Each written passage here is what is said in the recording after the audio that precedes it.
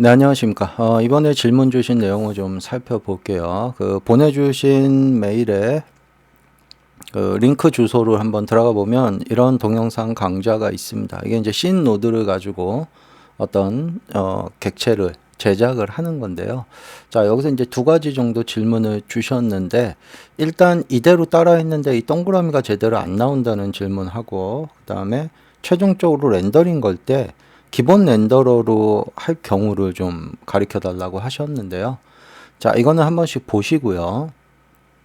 자, 일단 제가 인터페이스 좀 바꾸겠습니다. 노드로. 자, 여기서 먼저 한 가지를 알려드릴게요. 이게 약간의 좀 버그성도 있는데요. 시네마포디 버전에 따라 좀 다릅니다. 제가 확인해 보니까 2.4 버전은 정상적으로 되고요.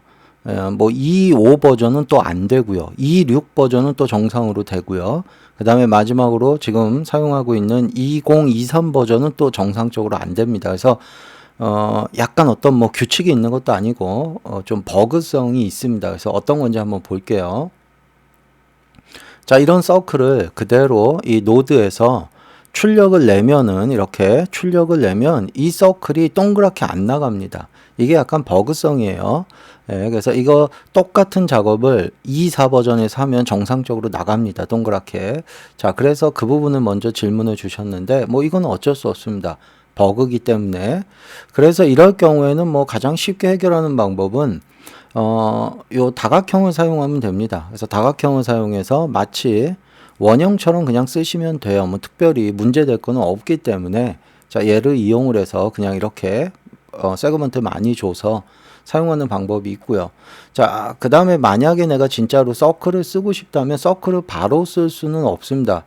이 이유는, 이 버그의 이유는요, 이 서클은 이 내부에 보면 이렇게 깨트려 보면, C키 눌러서 깨트려 보면 내부에 이 타입이라는 게 존재하죠. 여러 가지가. 그래서 기본적으로 베지어로 돼 있는데요. 얘가 약간 버그성으로 이렇게 노드에서 사용했을 때, 씬 노드에서 사용할 때는 무조건 리니어로 바뀌어 버립니다. 이게. 그래서 약간 좀 버그성이에요. 자, 한번 확인해 볼게요. 자, 이렇게 하면은 이 부분이, 그죠? 리니어죠. 이걸 실제 이게 리니어로 되는지 확인을 해보면, 자, 에디트에 제가 얘를 current state로 만들어 볼게요. 이렇게. 그래서 얘를 지우고 이것도 다 지울게요. 이게 만들어진 겁니다. 얘를 확인해 보세요. 지오메트리. 그러면 이게 리니어로 기본적으로 되어 있습니다. 이걸 제대로 인식 못 해요. 그래서 버그기 때문에. 자, 그래서 뭐 아까 얘기했듯이 폴리곤 사용하셔도 되고요. 만약에 꼭 서클을 써야 된다면 얘를 뭐 커넥터로 한번 묶든지, 뭐 쉽습니다. 커넥터로 이렇게 한번 묶으세요. 뭐 얘를 이걸 뭐 웰드 해줄 필요는 없고요. 그래서 이 커넥터를 가져다가 사용을 하면 아무 문제 없이 서클이 나갑니다. 출력이. 그죠? 그대로 나갑니다. 서클이. 혹은 서클을 또 다른 걸로 사용해도 됩니다. 뭐 인스턴스나 이런 걸로 연결을 시켜서 여기 인스턴트 서클입니다. 그래서 이 인스턴스를 사용해도 돼요. 아무 문제 없습니다. 이렇게 사용해도 출력 그대로 나갑니다. 그죠? 예, 출력 그대로 나가요. 그래서 이렇게 사용해도 되고 최종적으로는 꼭 이 오브젝트를 사용하지 않아도 된다면 그냥 이 노드에 있는 이 노드에 있는 여기서 그냥 서클을 그냥 하나 사용을 해서 OP에 걸어서 연결을 시켜서 사용해도 됩니다. 그러니까 방법은 여러 가지가 있어요. 자, 그래서 아무래도 가장 쉬운 게 이쪽에서 사용하는 거기 때문에 저는 그냥 이걸로 사용을 할게요. n곤으로. 그렇게 해서 한번 제작을 해보겠습니다. 그 강좌에 있는 거랑 똑같죠. 그래서 자, 일단 이 n사이드 얘를 기준을 좀 많이 해둘게요. 뭐 이 정도 해두겠습니다.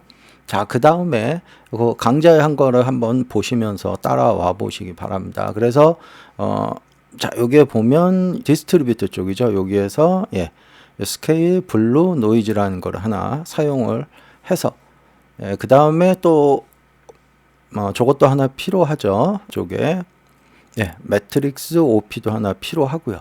자, 일단 확인해 볼게요. 그래서 자, 요거는 요 OP 쪽에 연결이 돼야 되는 거고요. 그죠? 그 다음에 요 매트릭스 쪽이, 요게 요렇게 연결이 되는 거죠.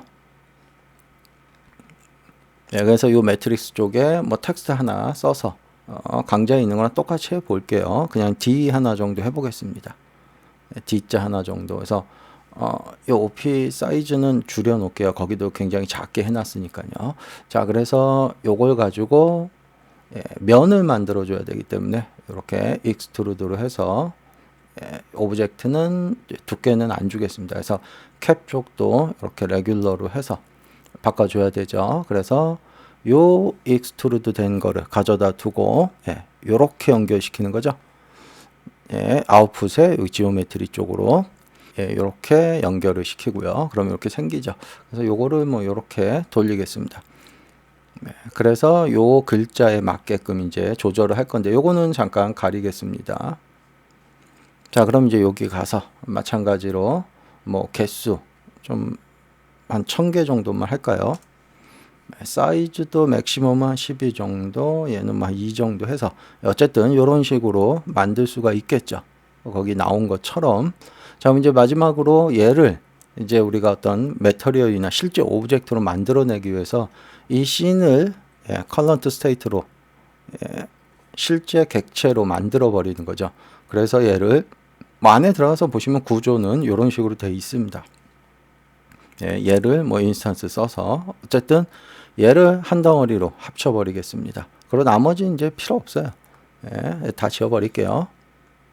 자, 그래서 이제 실제 오브젝트로 오셔서 자, 얘한테 이제 두께를 주기 위해서 익스트루드로 사용을 하겠죠. 그래서 뭐 익스트루드의 두께는 뭐 조금 줄일 거고요. 요 정도만 할게요. 그래서 얘를 이제 이 보르노이로 깨트리겠죠. 이렇게 보르노이로. 이때 마구잡이로 깨지는 걸 방지하기 위해서 소스 쪽에 가서 소스는 지워버리면 이렇게 객체 그대로만 되죠. 그래서 물론 이대로 렌더링을 걸면 이 컬러 그대로 나옵니다. 그런데 이제 단점이 있죠. 이렇게 쓰면 매터리얼의 어떤 뭐 리플렉션이나 기타 다른 채널을 쓸 수가 없습니다. 그러다 보면 이쁘지 않기 때문에 이제 새로운 매터리얼을 만들어서 얘로서 적용을 했을 때 이 컬러가 표현이 안 되죠. 보르노이는. 그래서 어떻게 이제 다양한 컬러를 줘야 되냐면 이 보르노이 컬러를 그대로 쓸 수는 없어요. 그대로 똑같이는 못 씁니다. 어쨌든 불규칙한 랜덤한 컬러를 쓰기 위해서는 뭐 그렇게 어렵지는 않습니다. 자, 일단 보르노이 뭐 이거는 써도 되고 안 써도 됩니다. 화면에 어차피 제가 랜덤한 컬러 줄 거기 때문에. 자, 그래서 얘한테 컬러 채널이라고 한다면 여기다가 이펙트 쪽에 베리에이션이라는 걸 쓰시면 됩니다. 베리에이션이죠. 어떤 걸 기본으로 단위를 오브젝트 단위로, 그러니까 이 각각의 독립된 걸 다 오브젝트로 봅니다. 그래서 오브젝트 아이디라는 게 주어져요. 인덱스가. 그래서 그 인덱스에 따라서 내가 컬러를 넣겠다 이겁니다. 그래서 컬러를 좀 더 진하게 넣기 위해서 이대로 넣으면 좀 굉장히 연합니다. 컬러가. 그죠? 그래서 한 번 더 리플레이스해서 좀 더 진하게 들어가도록. 그러면 굉장히 진하게 들어가고, 혹시 랜덤한 게 싫으면 이 랜덤 빼버리고 내가 원하는 그라디언트를 지정을 해서요. 내가 원하는 그라디언트를 지정해서 이 그라디언트 컬러가 들어가도록. 이렇게. 그리고 색깔도 좀 진하게 들어가는 게 좋겠죠. 얘도 마찬가지 리플레이스로 해서. 자, 이런 식으로 하면 굉장히 진하고 화려한 컬러가 들어가겠죠. 그래서 여기에 이제 가장 좋은 건 이렇게 쓰면 다른 채널을 병행해서 사용할 수 있다는 겁니다. 그래서 뭐 기본적인 백커맨 같은 걸 한번 써볼게요. 그래서 뭐 조금만 더 넓게 리플렉션이 들어가도록 하겠습니다. 여기서 보시면 이렇게 조금 더 진행이 돼도 이 리플렉션 돌아간 거 보이시죠? 그래서 다른 채널도 다 쓸 수가 있는 거예요. 자, 그래서 이런 식으로 작업을 하면 그 보내주신 그 링크에 있는 그 강좌랑 유사한 작업을 일반 렌더러를 가지고도 작업을 할 수가 있습니다. 한번 정리하고 연습해 보시기 바랍니다.